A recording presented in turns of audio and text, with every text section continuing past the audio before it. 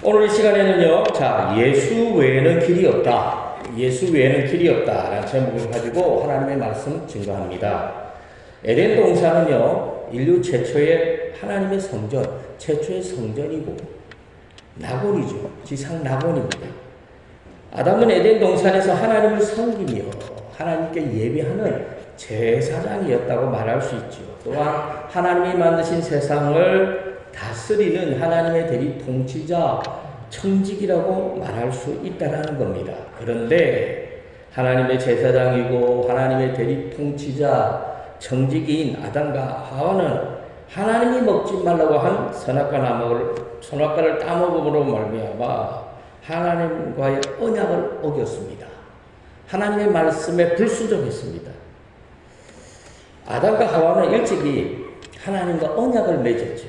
그 언약이 바로 행위 언약입니다. 행위 언약이라는 것은 선악과를 따먹지 말고 생명나무 열매를 따먹으라는 거예요. 선악과 열매를 따먹으면 반드시 죽는다는 거죠. 반면에 생명나무 열매를 따먹으면 영원토록 영생한다는 겁니다.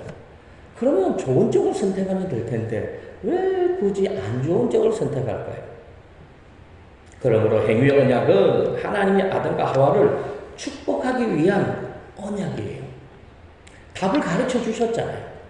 생명나무 열매를 따먹으면 영원한 생명을 얻고 선악과를 따먹으면 반드시 죽는 거예요. 근데 왜 죽는 쪽을 선택하죠? 답을 가르쳐 줬어요. 이거는 하나님의 말씀의 불순종이죠. 그 결과 아담과 하와는 어떻게 됩니까? 저주의 삶을 살아갈 수밖에 없게 되었죠. 하나님은 아담과 하와가 생명나무를 선택하기를 원했지만 아담과 하와는 선악과를 선택했다는 겁니다.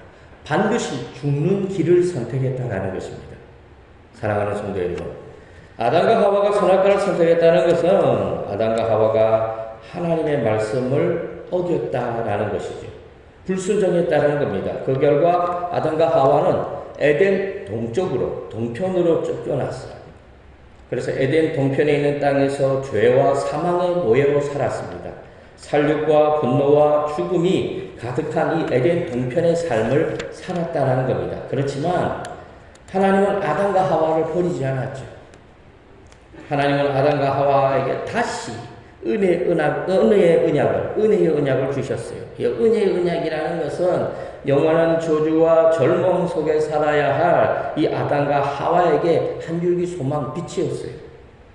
은혜의 언약이란 뭘까요? 여자의 후손, 이 땅에 여자의 후손을 보내주시겠다는 거예요. 누구요? 메시아, 예수 그리스도를 보내주신다는 겁니다. 죄로 말미암아 지옥에 갈 수밖에 없는 영혼들을 구원하기 위해서 여자의 후손으로 예수 그리스도를 이 땅에 보내주신다는 겁니다. 그러므로 은혜 언약이라는 것은 예수를 믿음으로 통해서 우리가 구원받는 거죠. 하나님이 예수 그리스도를 통해서 사탄의 종으로 살고 있는 인류를 구원하겠다는 겁니다. 죄악 속에서 헤매고 있는 아담과 하와의 후손들을 구원해 주시겠다는 약속입니다. 창세기 3장 15절 우리 다 같이 읽습니다. 시작. 내가 너로 여자와 원수가 되게 하고 내 후손도 여자의 후손과 원수가 되게 하리니 여자의 후손은 내 머리를 상하게 할 것이요 너는 그의 발꿈치를 상하게 할 것이니라 하시고, 여기서 여자의 후손이라는 것은 예수님을 말합니다. 뱀은 뭘 말할까요? 여기서 너라고 지칭하고 있는 이 뱀은 사탄 마귀를 말합니다. 그런데 하나님의 아들 예수님이 이 사탄 마귀의 머리를 박살낸다는 거죠. 깨부순다는 거예요. 그리고 아담과 하와의 모든 후손들을 사탄 마귀로부터 구원하신다라는 것입니다. 그래서 하나님은 언약의 표시로 아담과 하와에게 가죽옷을 입히셨어요. 아담과 하와가 선악과를 따먹고 서로 부끄러워할 때, 죄로 말미암아 서로 부끄러워했을 때 가죽옷을 지어 입히셨다라는 것입니다. 창세기 3장 21절 다 같이 읽습니다. 여호와 하나님이 아담과 그의 아내를 위하여 가죽옷을 지어 입히시니라. 자, 그러면 이 가죽옷은 뭘까요? 가죽옷에는 어떤 의미가 담겨 있을까요? 가죽옷은 하나님이 아담과 하와를 사랑한다는 거예요. 비록 너희들이 선악과를 따먹고 죄를 범했지만 너를 버리지 않고 너를 사랑하고 있다. 하나님의 은혜를 상징합니다. 그래서 영원히 죽을 수밖에 없는 아담과 하와를 하나님이 은혜로 회복시킨다는 의미가 이 가죽옷 속에 있어요. 부모님들은요, 자식들이 아무리 잘못을 해도 어쩔 수 없어요. 왜? 부모니까 아무리 큰 잘못을 해도 부모니까 용서해 줄 수밖에 없습니다. 물론 야단은 치겠죠. 그러나 부모이기 때문에 자식을 버릴 수가 없습니다. 못난 자식일수록 더욱더 애착이 가는 거예요. 용서할 수밖에 없죠. 이것이 바로 부모의 마음이에요. 이처럼 하나님도 아담과 하와를 어떻게 해요? 용서할 수밖에 없는 거예요. 죄는 미워하되 그 사람을 미워할 수 없는 것처럼 우리 하나님도 아담과 그의 후손들을 용서하고 구원의 길을 열어주셔야 했다라는 겁니다. 그래서 은혜 언약을 주셨고 그 증거로 가죽옷을 지어 입히셨다라는 겁니다. 그리고 이 가죽옷은 장차 이 땅에 오실 십자가에서 죽으시는 또한 예수 그리스도를 상징합니다. 아담과 하와에게 이 가죽옷을 입혔다. 이 말이 무슨 의미가 있을까요? 가죽옷을 만들기 위해서는 짐승의 희생이 있었다라는 겁니다. 선악과를 따먹고 죄로 말미암아 죽을 수밖에 없는 인류를 구원하기 위해서 예수님이 이 땅에 오셔서 십자가에서 죽으셨다라는 것이죠.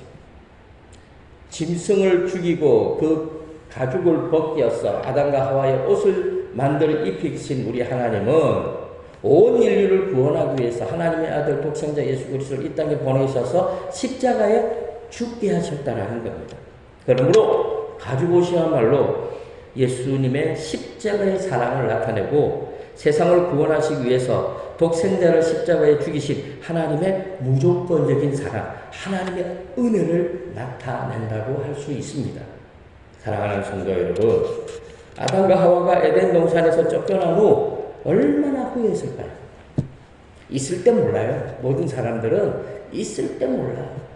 나가보면 알아요. 부모 밑에 있을 때 몰라요. 근데 나가보면 알아요. 가출해보면 알아요.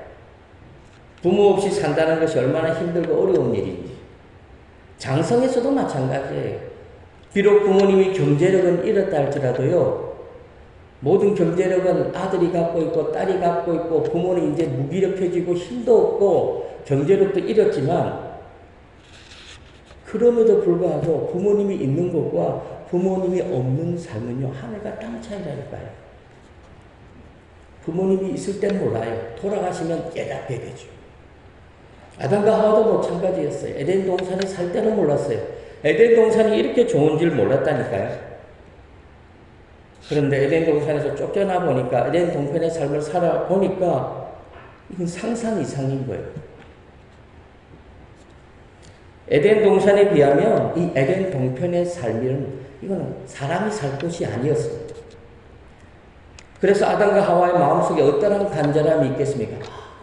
다시 에덴 동산으로 돌아가야겠다는 그런 간절함이 있지요. 그러나 갈 수 없어요. 왜? 하나님이 막으시기 때문에. 그런데 하나님은 이 아담과 하와의 후손을, 다시 말해서 여자의 후손을 통해서 이 땅에 메시아를 보내주시겠다는 겁니다.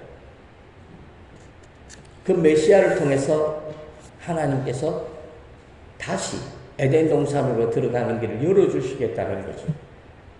구원을 허락해 주시겠다는 겁니다. 하나님의 나라로 들어갈 수 있도록 인도해 주시겠다는 겁니다. 사랑하는 성도 여러분, 하나님은 구약에서 에덴 동산의 모형을 어디에 담아두셨냐면 성막과 성전에 담아두셨어요. 그래서 구약의 이스라엘 백성들은 성막에 들어가서 번제를 드리고 성전에 들어가서 번제를 드리는 것이 마치 자신들이 에덴 동산에 들어가는 것처럼 생각했어요. 하나님이 에덴 동산에서 아담과 하와를 만나 주셨던 것처럼 구약에서 하나님은 성막과 성전에서 이스라엘 백성들을 만나 주셨다라는 겁니다. 구약에서 성막과 성전은 영적인 에덴 동산과 같은 역할을 한 거예요. 그래서 구약에서 성막과 성전의 구조가 에덴 동산의 구조를 많이 담지요. 아담과 하와가 에덴 동쪽으로 쫓겨났다. 이 말은 무슨 말일까요? 에덴 동산으로 들어가는 정문이 동쪽에 있다는 거죠. 에덴 동산 동쪽으로 쫓겨났으니까. 그래서 구약에서 성막이나 성전을 지으면요, 그 정문은 반드시 어디에 있습니까? 동쪽에 있어요. 동쪽. 모세 당시에 지은 성막도 정문이 동쪽에 있었습니다. 솔로몬 성전의 정문도 동쪽에 있었습니다. 에스겔이 환상으로 본 성전의 정문도 동쪽에 있었습니다. 그래서 구약의 이스라엘 백성들은 성막이나 성전을 출입할 때 언제나 동쪽에 있는 문을 통해서 나는 지금 에덴 동산으로 들어가고 있다. 하나님을 만나러 가고 있다. 하나님의 나라로 들어가고 있다라고 생각을 한 거예요. 무엇보다도 구약의 이스라엘 백성들은 이 성막과 성전의 동쪽 문을 들어가는 것을 항상 뭐라고 해야 될까요? 일주일의 삶을 살면서, 하루의 삶을 살면서 가장 간절한 소망은 에덴 동산, 성전, 성막으로 들어가는 거죠. 그래서 생명나무가 있는 지성소는 아무나 들어갈 수가 없는 거예요. 아무나 못 들어갑니다. 그래서 두꺼운 휘장으로 성소와 지성소 사이를 가로막아 놓으셨죠. 그리고 그 휘장에는 천사들을 이렇게 수를 놓아서 이렇게 해놓았습니다. 그래서 지성소는 아무나 들어가지 못하도록 천사들이 막고 지킨다는 의미가 그 속에 담겨 있죠. 이것은 아담과 하와가 다시 에덴 동산으로 들어가지 못하도록 하나님이 천사들로 하여금 지키게 한 거예요. 죄인은, 선악과를 따먹은 죄인은, 예수님을 믿지 않는 죄인들은 무슨 일이 있어도 그 하나님의 나라로 에덴 동산으로 들어가지 못하도록 천군 천사를 통해서 막아놓으셨다라는 겁니다. 그렇다면 구약에서 휘장을 지나서 지성소에 누가 들어갈까요? 구약에서는 오직 대제사장만이 들어가죠. 그것도 1년에 한 번, 대속죄일 때 한 번 들어갑니다. 대제사장은 수송아지나 염소나 양의 피를 가지고 들어가서 제단 그 내 귀퉁이에 있는 그 뿔에다가 바르죠. 그리고 그 피를 쏟죠. 그래서 대제사장은 이스라엘 백성들의 죄를 정결케 하는 거예요. 이스라엘 백성들의 모든 죄를 자기가 짊어지고 지성소 안으로 들어가서 하나님 앞에 내려놓는 겁니다. 자, 레위기 16장 18절과 19절 우리 다 같이 읽겠습니다. 시작. 그는 여호와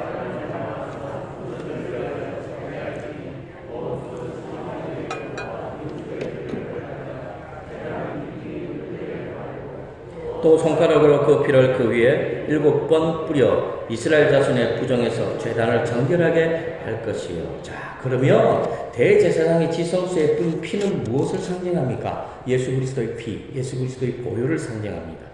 예수님이 십자가에서 피를 흘리심으로 죄에서 용서를 받고 예수님이 십자가에 죽으심으로 우리가 하나님의 자녀가 되는 것이라는 겁니다. 구약에서도 대제사장이 지성소에서 짐승의 피를 바름으로 하나님이 이스라엘 백성들의 죄를 용서해 주시고 구원해 주신다. 그런 의미가 있어요. 그래서 이스라엘 백성들에게 최고의 영광과 축복은 하나님의 성전에 들어가는 거예요.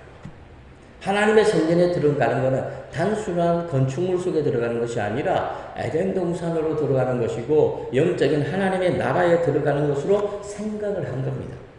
성전으로 들어가는 것은 에덴 동산으로 들어가는 거예요. 아담과 하와가 쫓겨난 그 낙원으로 들어가는 거죠. 그래서 유대인들은요, 1년에 3번 또는 한평생 디아스포라 유대인 같은 경우는요, 자신이 유대인으로 태어났으면 죽기 전에 최소한 3번 정도는 예루살렘에 가서 제사를 드리고 기도를 해야 된다는 어떤 불문율이 있죠. 그게 정통 유대인에 반드시 있어야 될 그런 사항이라고 합니다. 사랑하는 성도 여러분, 하나님의 성전에 들어가면 아담과 하와가 선악과를 따먹음으로 인해서 잃어버렸던 에덴 동산으로 들어가는 거죠. 그래서 하나님의 성전은 아무나 못 들어갑니다. 죄인은 못 들어가는 거죠. 아담과 하와로 인해서 끊어졌던 하나님과의 그 관계가 회복되는 거죠. 그래서 죄인들은 절대로 하나님과의 관계를 회복할 수가 없습니다. 그래서 예수님도 공생의 기간 동안에 성전에 들어갈 수 없는 자들에게 성전에 들어갈 수 있게 한 거예요. 예수님이 복음을 전했어요. 왜요? 성전에 들어가지 못하는 자들을 성전에 들어가게 하기 위해서, 하나님의 나라에 들어가지 못하는 자들을 하나님의 나라에 들어가게 할 수 있도록 복음을 전한 거죠. 자, 그러면 예수님은 어떻게 성전에 들어갈 수 없는 사람들에게 성전에 들어갈 수 있게 하셨습니까? 우리 다 같이 읽겠습니다. 시작. 복음을 전했습니다. 자, 이 땅에 오신 예수님은요, 사람들에게 복음을 전했어요. 아담과 하와로 인해서 하나님 나라에 들어갈 수 없었지만 복음을 듣고 예수를 믿음으로 말미암아 하나님의 자녀가 되고 하나님의 자녀로서 하나님의 나라에 들어갈 수 있게 하셨다는 겁니다. 이것이 바로 복음의 힘이고 이것이 바로 십자가의 도입니다. 다시 말해서 하나님의 능력이라는 것이죠. 자, 마태복음 4장 17절 다 같이 읽습니다. 이때부터 예수께서 비로소 전파하여 이르시되 회개하라 천국이 가까이 왔느니라 하시니라.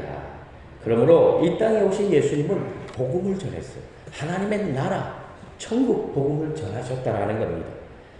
천국에 들어가지 못하는 자들, 영적인 에덴 동산에 들어가지 못하는 자들, 죄로 말미암아 하나님과 단절된 자들을 복음을 통해서 회복시키시고 하나님의 자녀 삼아주시고 그들을 하나님의 나라로 에덴 동산으로 들어가게 하셨다라는 겁니다.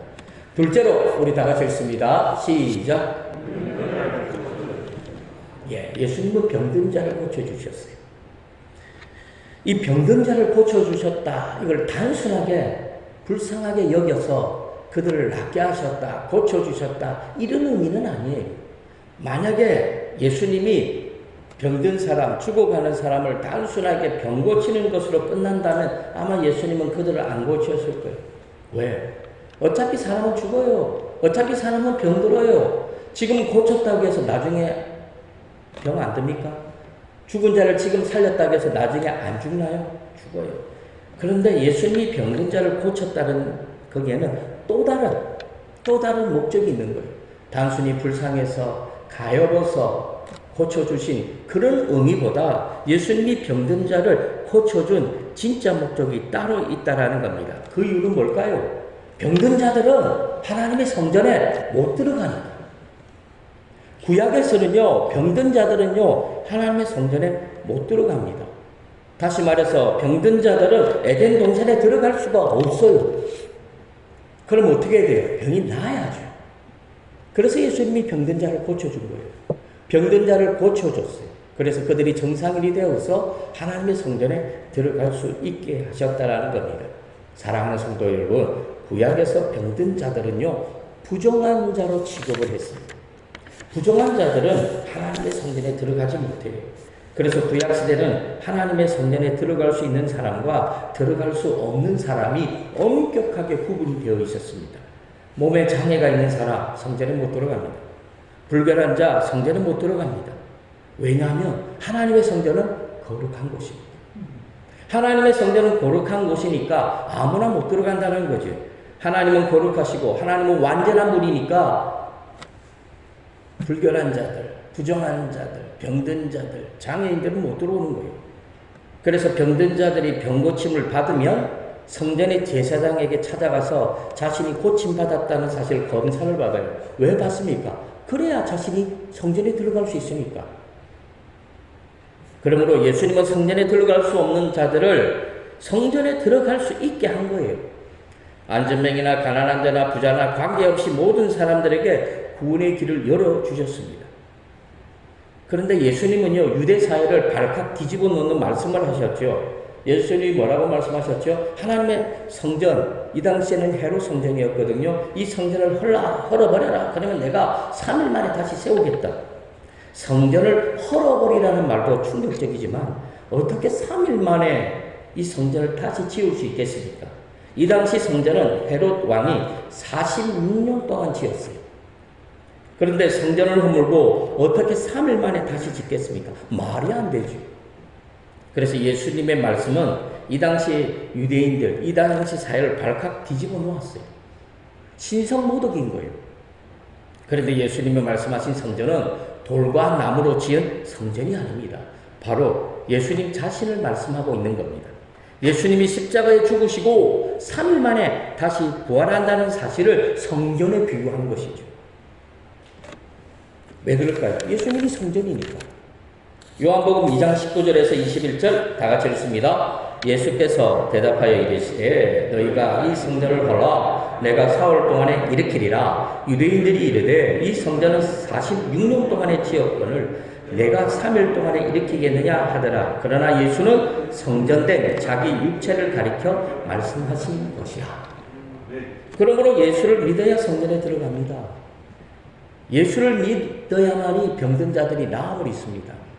예수를 믿어야만이 부정한 자들이 정결한 사람들이 되는 겁니다. 물론 여기에 병 낫는다는 의미가 육체적인 눈에 보이는 병 나음도 있겠죠. 그러나 영적인 의미도 있어요. 무슨 말입니까? 우리 속. 육신의 병보다 더 지독한 것이 마음의 병이잖아요. 예수를 믿으면 마음의 병이 회복되는 거예요. 그래서 진정 부정한 자라는 것은 육신의 질병이 아니에요. 마음이에요. 모든 악은 어디서 나옵니까? 우리 속에서 나오잖아요. 그래서 예수를 믿으면 성전에 들어갑니다.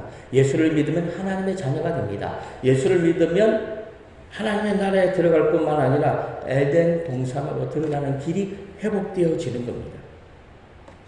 그래서 모든 사람들이 병든 자들이나 정상인이나 모든 사람들이 누구든지 예수만 믿기만 하면 다 하나님의 나라에 들어갈 수 있고 성전에 들어갈 수 있고 영적인 에덴 동산에 들어갈 수 있다라는 겁니다. 그러므로 예수만이 길이라는 거예요. 예수 외에는 길이 없어요. 예수만이 진리고 예수만이 생명이라는 것입니다.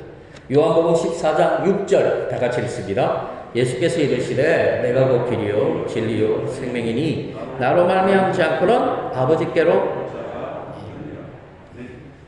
사랑하는 성도 여러분, 저와 성도님들이 다시 에덴 동산으로 들어가는 길은 예수 외에는 없어요. 죄인이 의인이 되는 길은 예수 외에는 없어요. 지옥 백성들이 천국에 들어가는 방법도 예수 외에는 없다라는 겁니다. 에덴 동산에서 쫓겨난 아담과 하와의 후손들이 다시 에덴 동산으로 들어가는 길은 예수 외에는 없다라는 겁니다. 그러므로 저와 성도님들도 하나님 나라에 들어갈 수 있는 방법은 예수 외에 없다는 이 사실을 항상 가슴에 새겨야 돼요. 확실하게 믿어야 되는 겁니다. 그러므로 오직 예수만을 위하여 살아가는 우리 부강교회 모든 성도들이 되시기를 주님의 이름으로 간절히 축원합니다. 하나님 감사합니다. 우리 부강교회 모든 성도들 오직 예수만을 바라보고 예수를 믿음으로